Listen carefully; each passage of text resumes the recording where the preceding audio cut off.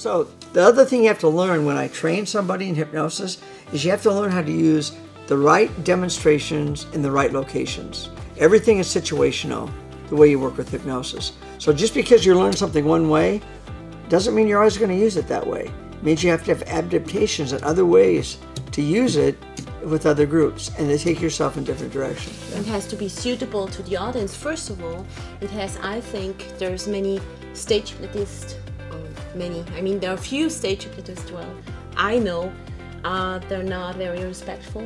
And that's the problem, actually, that I think with the stage hypnosis, some people think it's disrespectful, it's nasty, it's embarrassing, it's not good, especially in Europe, they think.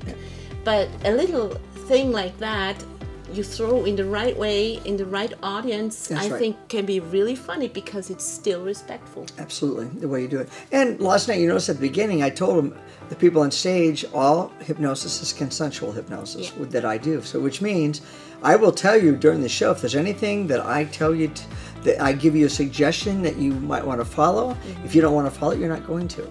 And I also tell them now, if you're ready to be hypnotized and you are allowing me to hypnotize you, nod your head. All right, so they also gave me their permission for me to hypnotize them. So I always want to get their permission.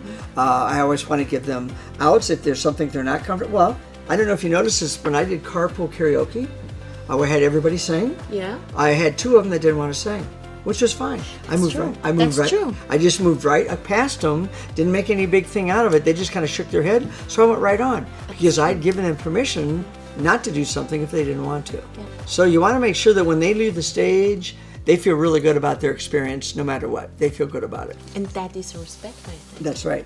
So you have to, so I always respect, I give the people on stage the same amount of respect that they give me and that they give the other people. Now, if they're becoming disrespectful to me or to the other people on stage, first thing I'll do is I'll kind of warn them off mic. Don't do that, it's not right in this situation.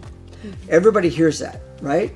So I warn the person. If the person does it a second time with either myself or somebody else, I'll dismiss them and send them back to the audience. I won't reprimand them. I won't say anything nasty to them. I'll just off mic, I'll have them go back to the audience. Don't make any big thing out of it. And usually the way I dismiss someone is I dismiss them during an activity where everybody's moving around so that nobody in the audience really realizes that person's leaving under those circumstances. So even though that person might be being disrespectful to someone else on stage or me, I don't want to disrespect them in such a way to embarrass them when they leave the stage. I still want them to have their dignity, even though they probably shouldn't have been doing that the way they were. I showed them, and that shows the other people on stage too, that no, that's not acceptable. And young people especially, they can be not so much to me, but they can be disrespectful to each other. And that's what I don't like. No.